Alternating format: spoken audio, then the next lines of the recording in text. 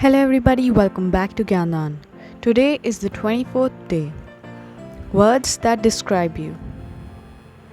Keep in mind this important point in reference to your vocabulary improvement program.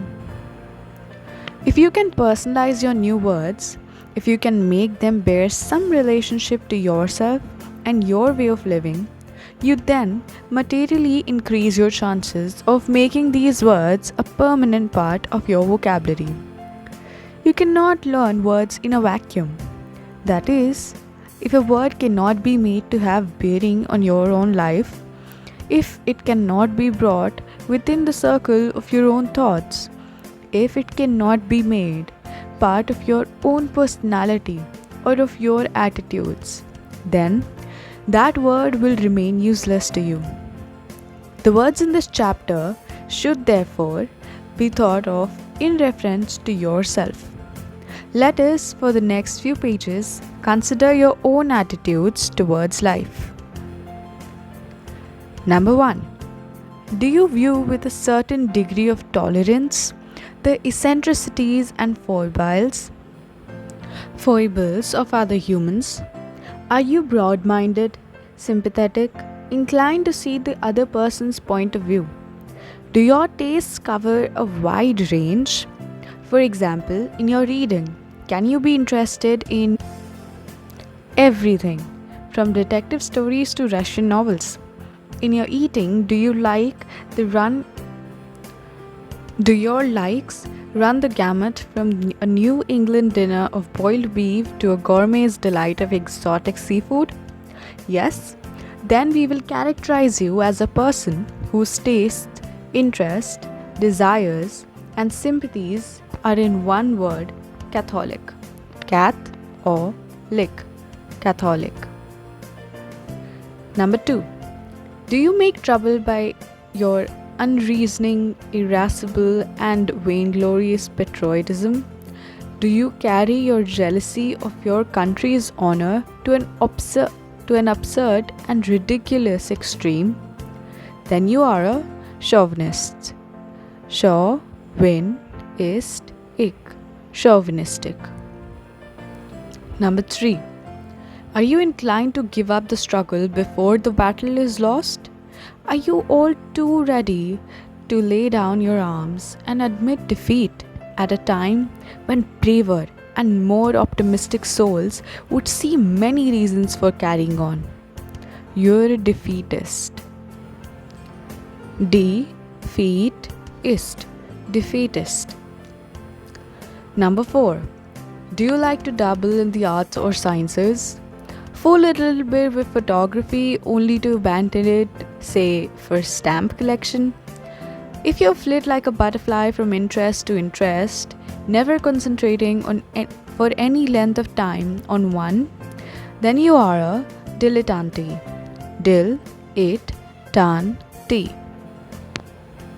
Are you one of whose main purpose in life seems to be the attainment of pleasure? Do you put too high a value on the luxuries of life? Are you fond of eating and drinking? And are you an expert in the choice of wines and foods? You are an Epicurean. Epicurean. Perhaps you find yourself in such position financially that you must calculate closely the money costs of all your activities. Then of course you must practice economy. But are you too close-fisted with money? Do people call you stingy? You are parsimonious. Parsimonious. Number 7. Do you look with contempt upon artists and those with an artistic temperament? Are you ignorant, prejudiced, blindly conventional, narrow-minded? Do you tend to have low aims in life? And are you inclined to be a materialistic? You are a Philistine. Philistine.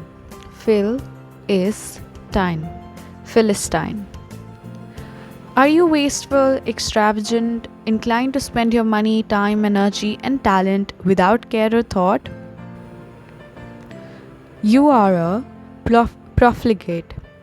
Profligate. Profligate. Do you meet the tragedies of life with a stiff upper lip? Do you conceal your emotions, no matter how great your mental or physical suffering may be? Then you are a stoic. Stoic. Stoic. Number 10. Finally, do you happen to know a man who is so absurdly and slavishly devoted to his wife that he is the joke of the neighborhood? He is uxorious. Ux or re us. Uxorious. Exercise 2. When you have familiarized yourself with the meanings of all the above words, you will be ready to try your wits on the following exercises. Each word or sentence describes or defines one of 10 words that have been discussed in this chapter. Can you write the proper word in proper place? Pause the video and attempt this exercise.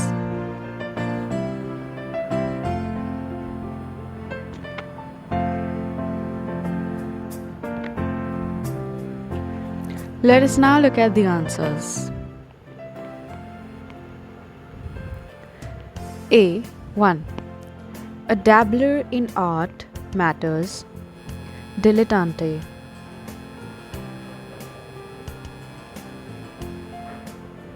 Number 2. Undue sparingness in money. Parsimonious.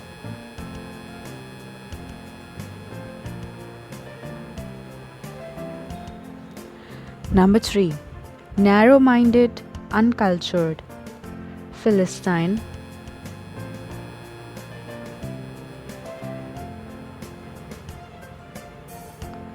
Always expecting failure. Defeatist. With liberal views and wide tastes. Catholic. Niggardly. Parsimonious. Person who is stingy with money.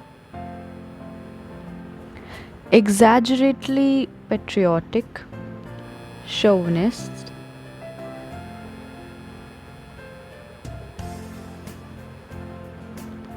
Foolishly devoted to one's wife. Uxorious.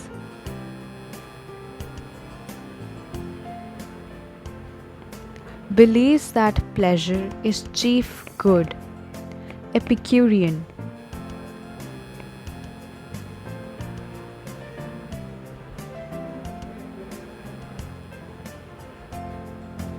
Recklessly extravagant. Profligate. C1. Absurdly nationalistic. Chauvinistic.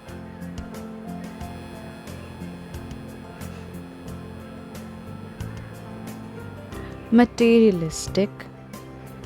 Philistine. Give up the ship. Defeatist. Stingy. Parsimonious. Superficial. Amateur. Dilettante. Penny pinching. Parsimonious. Indifference to pleasure or pain. Stoic. A severe ascetic.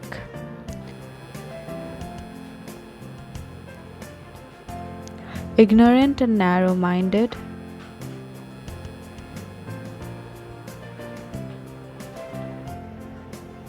Given to dissipation. Profligate. E1.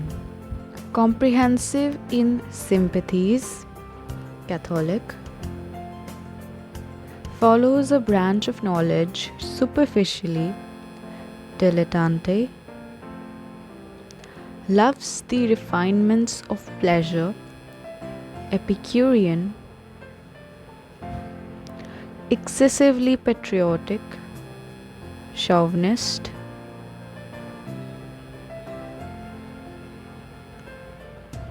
eat and be merry,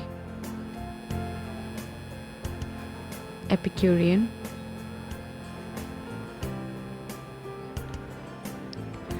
F1, with exquisite taste in food and drinks, Epicurean,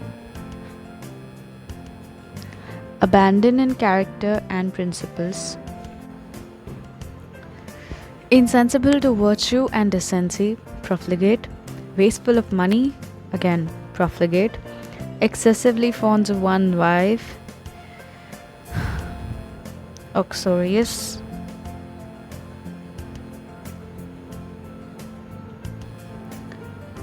you can recheck these answers. Moving on to exercise 3. Each of the 9 paragraphs that follow describe one out of the words that have been talking about. Can you tell which one and write it in? Pause the video and try attempting this exercise.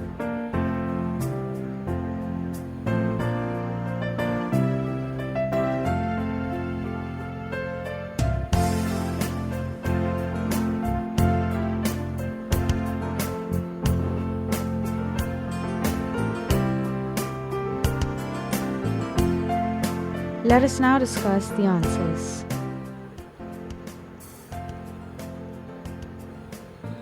Number 1. My taste is highly cultivated for all things. While I am not by any means promiscuous in my interests, still I can always see other person's point of view. I am tolerant to a great degree, for my sympathies are comprehensive and all embracing. I am a Catholic. Frugal, to the last ditch. People have even accused me of being tight-fisted and stingy. And I am afraid that if they're referring to my attitude towards spending money, they are correct. Parsimonious.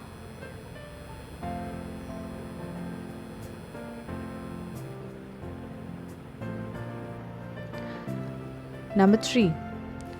I have been accused of being without emotions. But the fact is that I have merely trained myself to be indifferent alike to pain and pleasure. I am a stoic. I am a stoic. Number 4. I am greatly interested in the fine arts. But being a person of independent means, I don't have to really work hard at them. And it isn't necessary for me to make a living out of them.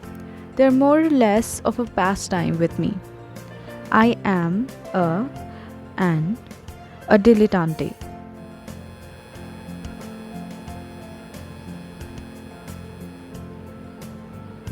My country, the best, the finest, the truest, the richest, the bravest. And if you don't think so, you had better keep away from me. Why? I can scarcely find adjectives to describe my pride in my birthplace or to show the utter contempt I feel for all the other lands. I am a chauvinist.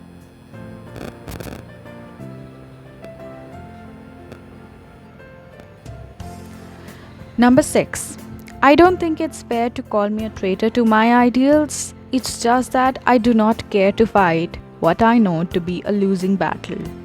I am a defeatist.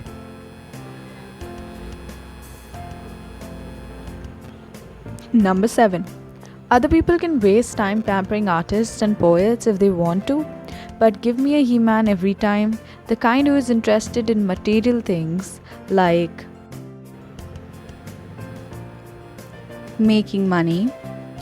And while we're on the subject, those people who keep their noses buried in books all the time and who are always worrying about knowledge and progress and liberalism, well, I can put them also on my list of people who won't be missed. I am a Philistine. Laugh at me if you like and say that my wife uses me as a footstool. I don't care. Nothing I do will ever be good enough for her.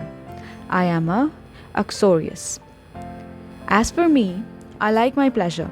Other people can work and slave and worry about the future and save their money, but not I. Give me a good time any day. Let the little milquetoast keep their noses to the grindstone and lead temperate lives. I figure money is made to spend, and I believe in the old proverb, eat, drink, and be merry. I am a Epicurean. Exercise 4. Check the correct answer, either A, B, or C, in each of the following. Pause the video and try attempting this exercise.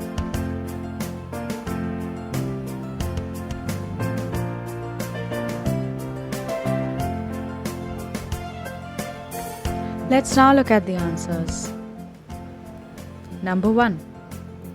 A person of Catholic taste is A. Religious, moral, or sympathetic? Sympathetic. If you've met an American chauvinist, it would be safe to remark, I would really rather live abroad.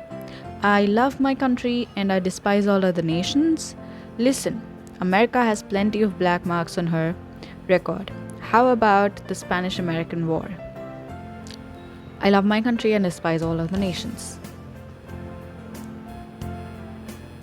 Number 3. The defeatist is a coward, pessimist, bully. Pessimist. Anybody knows that a dilettante is one who follows the arts as a pastime. The Epicurean greatest delight comes from pleasure. Parsimonious. He is a miser, spendthrift, philanthropist. Miser. While the word Philistine is of biblical origin, it now merely refers to a person who is narrow-minded, opposed to progress and learning. Number 8. Few people realize that a Stoic doesn't mind pleasure and pain, spending money, getting drunk. Pleasure and pain. An uxorious man foolishly and fondly dotes on his wife. A profligate person is dishonest, insecure, or wasteful. Wasteful.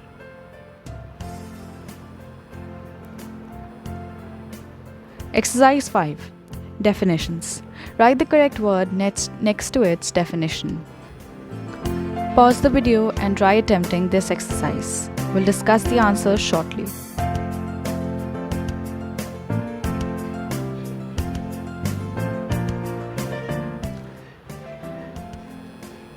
Number 1. Broad-minded in views. Catholic. An exaggerated patriot. Chauvinistic.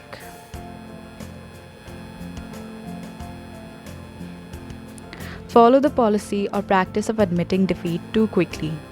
Defeatist. One who dabbles in arts and letters. Dilettante. One who makes a profession of pleasure, a connoisseur of food and wine. Epicurean. Unnecessarily saving. Parsimonious. A person with plebeian type of mind, an individual of materialistic taste who is interested neither in art nor letters. Philistine. Completely given up to dissipation, dissolute, wasteful. Profligate. A person showing no emotion over pleasure or pain. Stoic. Extravagantly submissive to one's wife. Uxorious. In all likelihood, this has not been any easy chapter. But it is true, isn't it, that all learning and all the skills are only acquired by dogged, systematic, and intensive work. After all, the greatest obstacle to anyone's getting ahead is just plain laziness. The average man makes a fair success with very ordinary effort, and conversely, most people lose out in life just because they won't take the trouble to win. That's why there's always so much room at the top. If you will make use of the ideas in this book, they will open many doors for you. If you will make the precepts of this book a lifetime habit, the habit will take care of you and lead you to greater success. Success itself is a habit. Life has many prizes awaiting for a winner. And, after all, it is a lot less exhausting to win than to worry. That was the end of chapter 24. To be continued. Thank you for watching. Like, share, subscribe.